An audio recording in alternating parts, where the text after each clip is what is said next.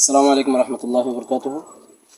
এখন আমরা যে গাছটার পাশে আছি এই গাছটা হচ্ছে এই গাছ জাতের নাম হচ্ছে বাড়ি 11। তো এটা 12 মাসি। আপনারা বলতে পারেন 12 মাসি এটার কি ডকুমেন্ট কি? এই যে দেখতে পাচ্ছেন আপনারা, ফলনের দিক দিয়ে দেখেন। আজকে হচ্ছে 7 মাস 5 তারিখ 2024। তো